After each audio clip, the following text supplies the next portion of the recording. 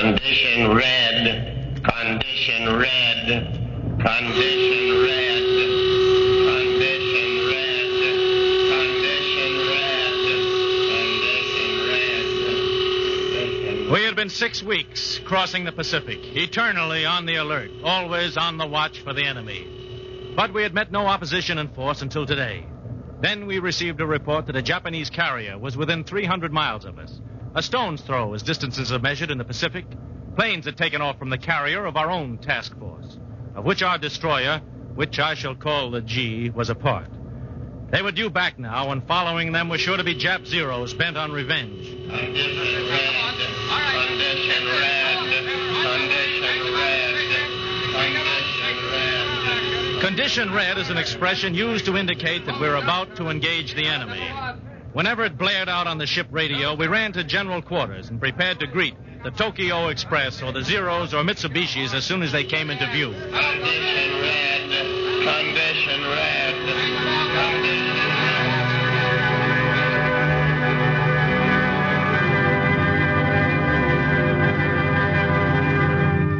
Words at War, presented by NBC in cooperation with the Council on Books in Wartime, is bringing you another radio adaptation of an important war book, Condition Red, the story of destroyer action in the South Pacific, written by Captain Frederick J. Bell of the United States Navy.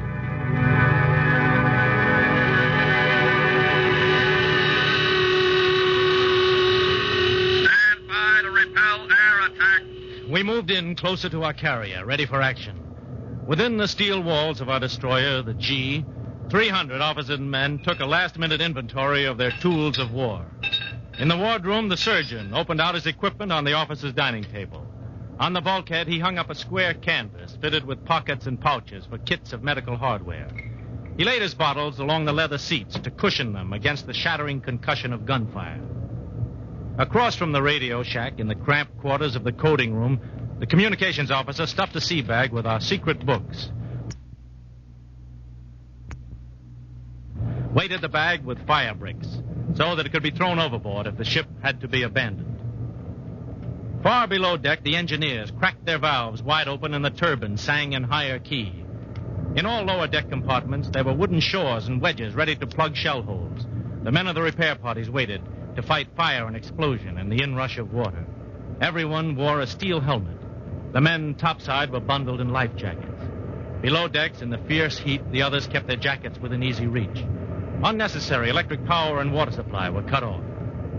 Wherever men were stationed, there was fresh drinking water handy, for battle action brings intolerable thirst. All these and 100 other details were attended to, almost subconsciously. Within 2.5 minutes from the first alarm, every station was manned by the men who fight this war. Aboard our destroyer, the G, kids, young men. A journalist, a mining engineer, a manager of a textile mill, a cattle raiser, a clothing merchant, a lawyer, a teacher of public speaking, a broker. 300 of them waited for the Zeros to attack.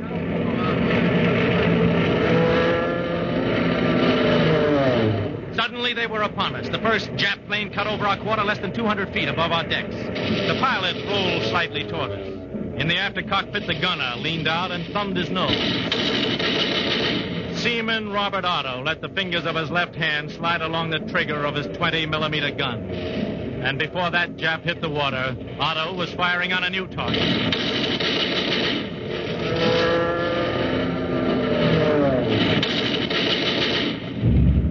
Then the Jap dive bomber hit our carrier. We saw the dense cloud of gray-white smoke. Then a burst of flame.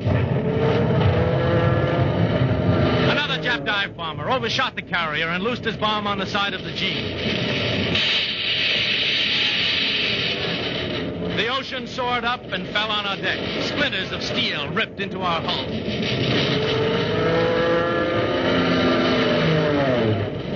Still another Jap plane pulled out of its dive and droned by us. We could have hit him with a rock. But the gun crews, still wiping water from their faces, shaken by the bomb, didn't see him. But Chief Gunner's mate Hoppers saw him and yelled at the gun crew on the starboard side. They couldn't hear him in the noise of the battle. So Hoppers reached down, ripped off one of his shoes and threw it at the nearest gun captain. It was a bullseye. The gun captain turned. Hoppers pointed frantically. The captain saw the plane just in time. His gun barked and the Jap plane spun and tumbled into the sea.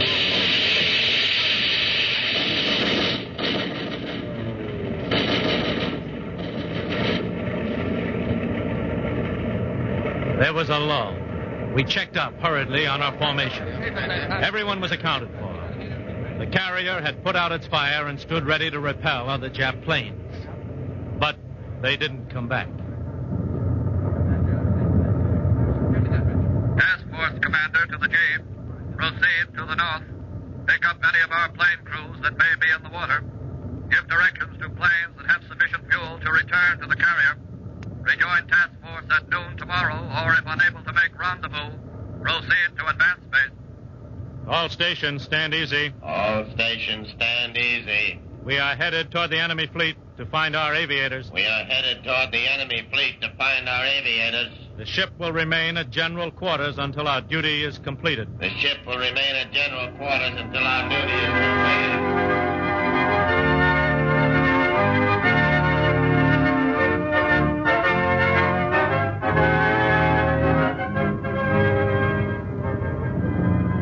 How are the wounded? All right, Captain. Causey has a mean chest wound, but he'll come around. Good.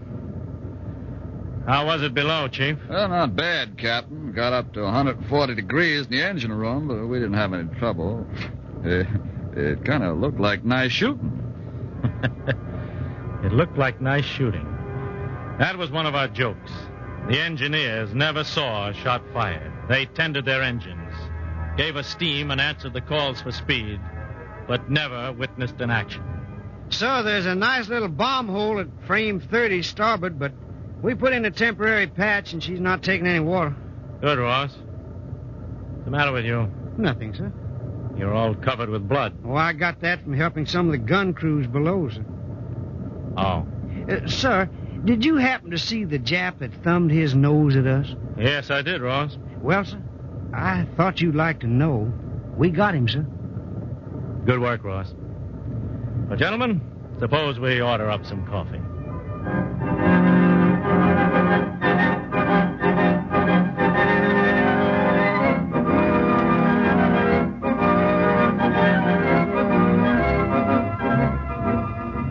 We settled down to a good speed, course north.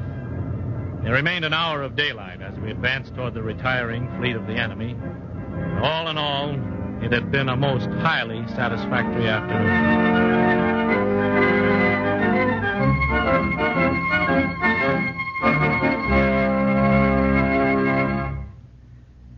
I'm writing about just one destroyer, which I've called the G.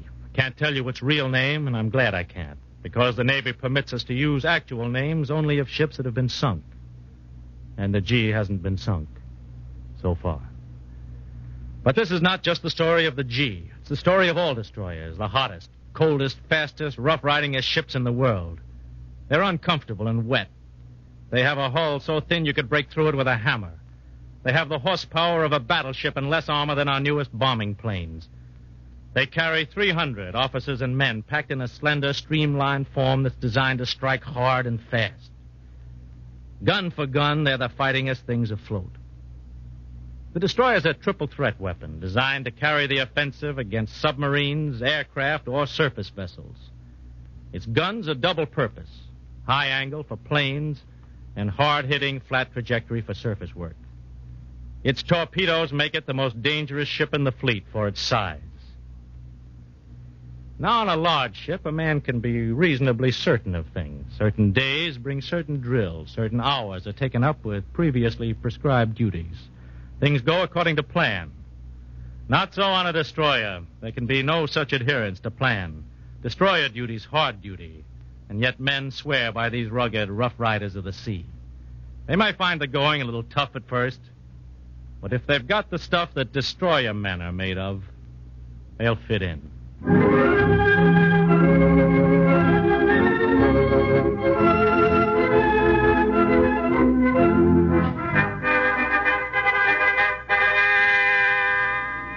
Ensign Wood reporting, sir. How are you, Wood? Glad to have you aboard. Thank you, sir. Take you long to catch up with us? Yes, it did, sir. I've been 3 months on the way, come by freighter and plane and battleship. We're hard to catch, Wood. I'll have someone show you around. Thank you, sir. Oh, Ross. Yes, sir? Ross is Ensign Wood, who's just joined us. Will you show him around? Well, yes, sir. Glad to meet you, Wood. I'm glad to be here. Take him in hand, Ross. Yes, sir. Will you come along, Wood? It's a good-looking ship. It's pretty good. You've seen some action. A little. Ever served on a destroyer before? I haven't served on anything. Just another 90-day wonder. Oh, well, don't let that bother you. So am I. Are there many regular Navy officers? I mean, besides the captain? 3 others. All the rest are reserves. 90-day wonders like you and me. They're good, too. Well, gee, I hope I make good.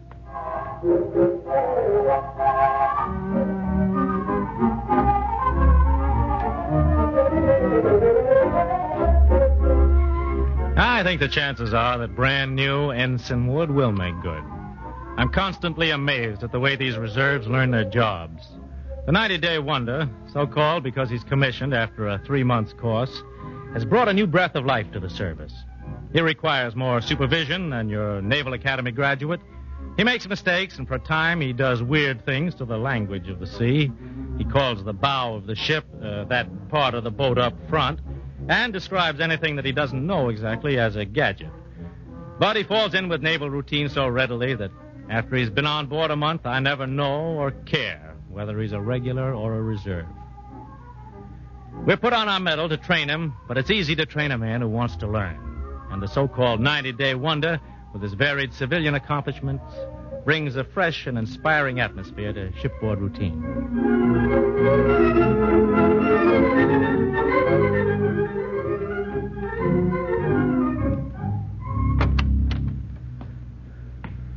Well, here's where you bunk, Wood. I'll leave you here now and let you get organized. All right. Thanks a lot. You're welcome. Anything else you want to know right now? No, I guess not, thanks. Not right now. You'll be all right, Wood. But at first, it may be a little tough. Oh, I expect that at first. I expect it'll be a little tough at first.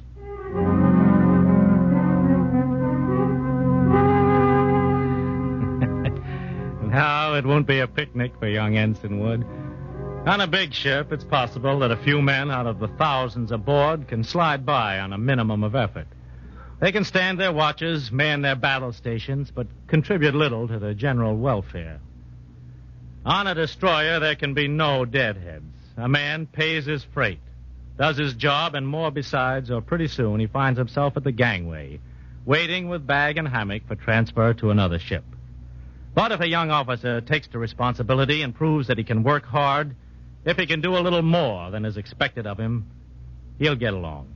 And if, in addition to that, he has a personality that makes officers work with him and his men work for him, if he can be reasonably cheerful after 6 months of day-in, day-out cruising, if he can keep his eyes open after 72 hours without sleep, then he'll be welcome aboard any destroyer in the fleet. But if he's just a little better than run-of-the-mine, if he figures that the end of the day means the end of work, and if he's not the type to whom men will come with their troubles and their personal triumphs, well, then it won't be long before his face is missing around the wardroom table. Lack of training in a new officer is expected. We'll train him. Intellectual shortcomings are capable of adjustment. We'll find a place for him. But lack of effort, well, that's something we just can't accept aboard a destroyer. There's no room for it.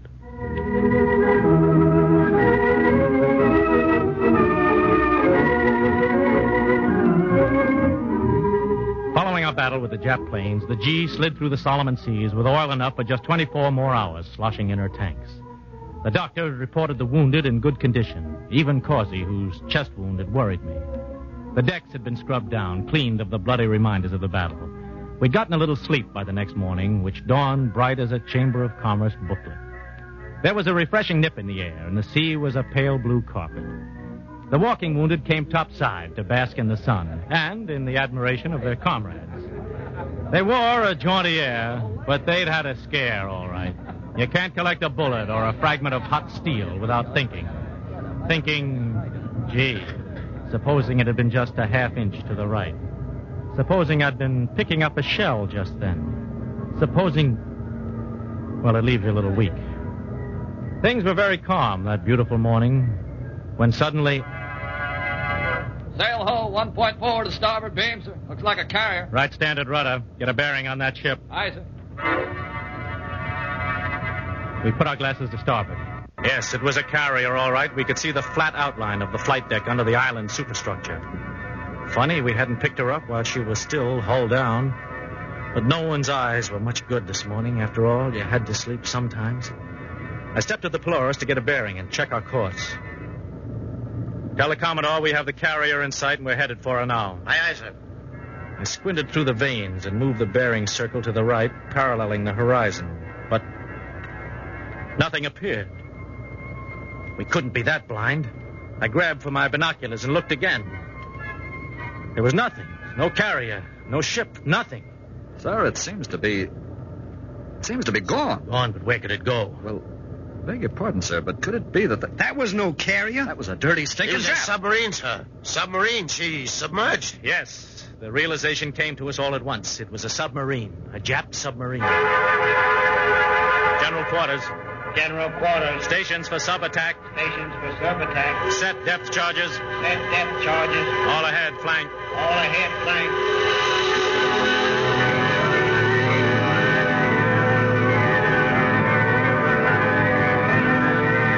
The G went into action. This was her special business, getting a submarine. The gun crew swung the muzzles of their main battery down toward the sea. The depth charges were made ready, and the sound man came into his own. Let me tell you about the sound man on a destroyer. He sits at a listening device hour after hour, day after day. He listens over and over again to the ping of an electric impulse sent out by a projector under our waterline. If these impulses strike the hull of another ship or a submarine, the ping bounces back to the sound man with an echo of a different note. From the intensity of this returning ping, the sound man and the plotting officers are able to chart the position of the ship or sub with reasonable accuracy. And that's what we set out to do now, to find this Jap sub, which was somewhere below the surface not far from us. We were going to find it and then try to destroy it with our depth charges, our ash cans. Range 3, 0, bearing 2, 7, 5. Perhaps you'll get a better idea if I put it this way. Imagine you're leaning over the roof of a 20-story building with a fistful of grenades in your hand. 3, You're trying to hit an automobile that's cruising around a large parking lot below at about 25 miles an hour. 5. You keep a careful watch on the car. It's moving at a steady rate and in a straight line. Range 2, 6, 5, bearing 2, 6, 8. You look at the moving car below and estimate the distance it will advance while your grenade is falling, and you toss one over. 6. But the driver's watching you, too. Bearing And as he 2, spots the grenade, he twists the wheel sharply. When your grenade explodes, he's 100 yards away, waiting to dodge the next one. That's the way it is when a destroyer goes after a sub, except that sound takes the place of sight. Bearing 2. You can hear the sub, and the sub can hear you. Range 1, 4, 5, bearing 2, 6, 0. Yes, now the sound man, the kettle drummer of our orchestra, has a chance to be heard. Range 1, More than that, he has a solo number. 5. Behind him in the chart house are the other members of the attack team. The executive officer, poised over a chart, pencil and dividers in hand. And the sound officer, who's in the role of conductor of the orchestra. 1. I stood in the doorway between the pilot house and the chart house, where I could be within arm's reach of the helmsman and the engine telegraphs, and equally close to the sound officer. Range 1, 0, bearing 2, 5, 0. He's pulling left. Going pretty fast. Left rudder, steer 2, 4, 5. Steer 2, 4, 5, sir. The range is closing. Left standard rudder. Stand by. Standing by, sir. Drop 1. 1 drop. Drop 2. 2 dropped. Drop 3. 3 dropped. Drop 4. 4 dropped.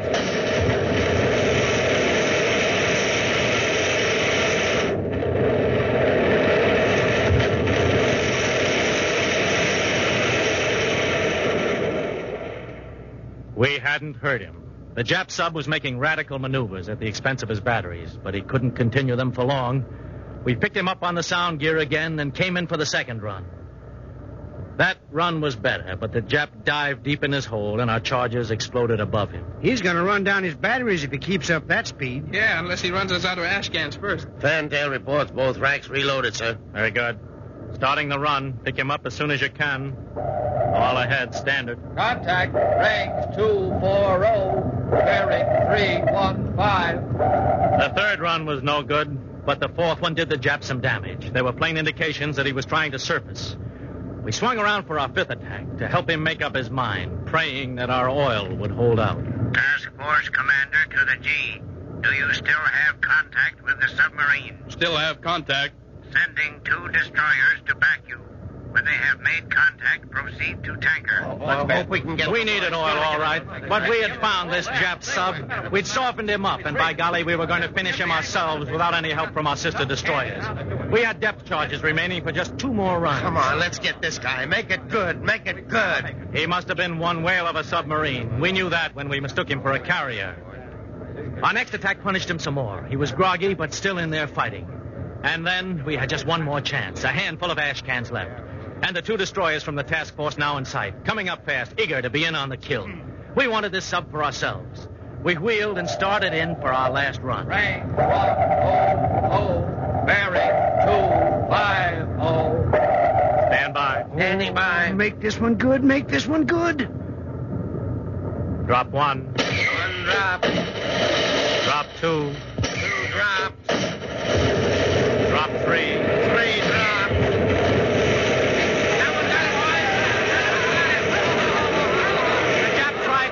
To surface, but we had him now. We poised over him and laid a pattern of those deadly ash cans on his deck.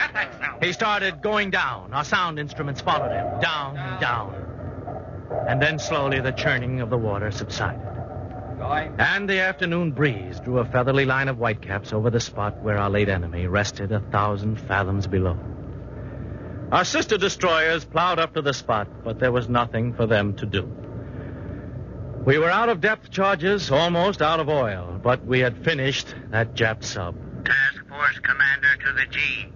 Well done for your day's operation. You hear that, boy? In the sailor's language, there's no higher praise.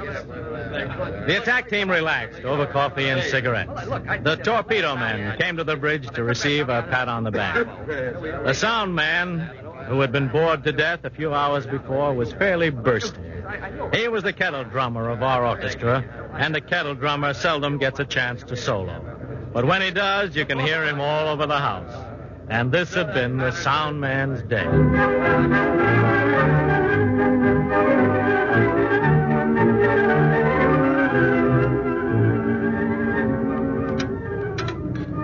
More coffee, Wood? Thanks. Man, I never drank so much coffee in all my life. Oh, shucks. You haven't had more than 6 or 7 cups. Well, how you like it so far? It's great. Boy, that was some action before. Yeah, I like it great. Yeah, that's good. Well, is there anything you want to know? Oh, lots of things. Oh, I see. You want facts. That's All right. right, then. Stem to stern, the G measures 348 feet. Mm-hmm. She's 36 feet across the broadest part of a beam. She's built for speed, and she doesn't waste an inch of space. You bumped your head yet? Matter of fact, I did. How'd you know? There's exactly 18 inches of headroom in your bunk.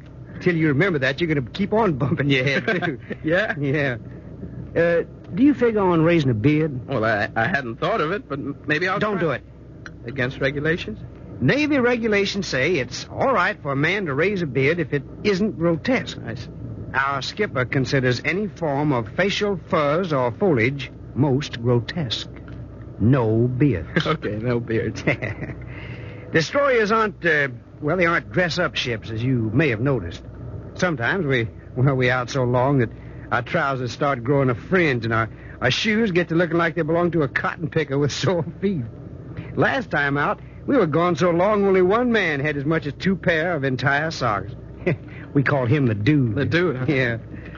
This is a good eating ship. Yeah, it's fine. This morning I had This morning you had fruit, cereal, ham and eggs, and coffee. That's right. Tomorrow morning you will have cream chip beef or hot cakes and syrup and coffee. Noontime you eat your big meal. Soup, 2 or 3 vegetables, pork chops or roast beef or chicken, dessert and coffee. Well, say, how about some more coffee? Huh? No, really. I come could. on, come on. Give me a cup. It's good for you. Okay. Yeah, that's the stuff. This is not any conducted tour, as you may have surmised. Now, on the battleships and cruisers, they have a gay old time. Well, here's your coffee. Thanks. But we haven't got any room for deck tennis or shuffleboard on a destroyer. You like ice cream? Sure, I like it. Well, you're going to just adore ice cream on this ship, because we haven't got any. No room. Once in a while, when we latch onto a big ship refueling, why, they'll send us over a couple of cans of ice cream. It'll be the best ice cream you ever tasted. But try to get it out of your mind in the meantime. I'll try. You will learn to have a new respect for fresh water, Mr. Wood. Well, we got enough, but you don't go wasting it. When you take a shower, turn off the water while you're soaping. Right. And, Mr. Wood. Yes, sir. Please arrange not to be caught in the shower when General Quarters is sounded. You will find it most embarrassing to man your gun station wearing nothing but lather. I'll try to watch that, sir. That'll be a good idea. Sometimes, although we do not guarantee this, we will come into port. On such occasions, Mr. Wood, Yes. you are expected to conduct yourself as an officer and a gentleman. You will not exhibit yourself in public places except under the most favorable circumstances. Privately, you may enjoy a friendly little glass with your comrades. Well, thank you, Yeah. sir. Escort proper young ladies to the cinema, and you are even permitted to raise your voice in song of a decorous nature. No, I think I have that straight, Mr. Ross. Mm-hmm. Summing up, Mr. Wood, may I say that you have made yourself a part of the darndest ship ever invented. You don't say. The toughest, most uncomfortable ship ever to come out of a designer's nightmare. They are simply impossible. And you love them. Yeah, sure. One final word. Do you enjoy sleeping? Sleeping? Yes, very much. Mm-hmm. Please try to break yourself of this most unfortunate habit. I'll do my best. On destroyers, sleep is something we prefer not to discuss. Until you can forget it for 72 or 96 hours at a stretch, you will be a very unhappy ensign in the U.S. Navy. I see. Now, there's one thing more, and then I'll show you the... Condition red. Hey, what's the matter? Shut up, give us this. Condition red. Stand by to repel air attack. Come on, man, let's go. Right behind you, Ross. Red. Condition red. Stand by.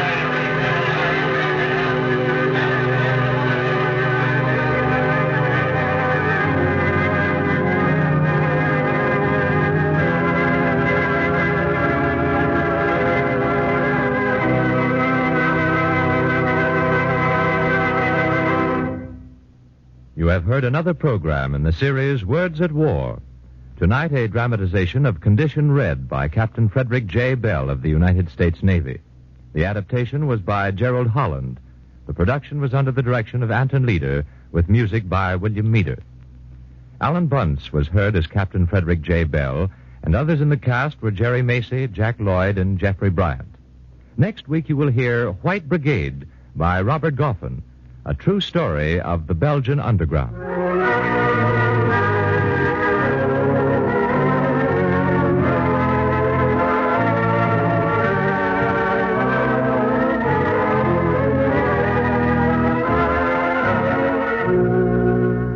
Next week, White Brigade by Robert Goffin, a true story of the Belgian underground. Words at War is presented each Tuesday evening at this time by the National Broadcasting Company and its affiliated independent stations, in cooperation with the Council on Books in Wartime.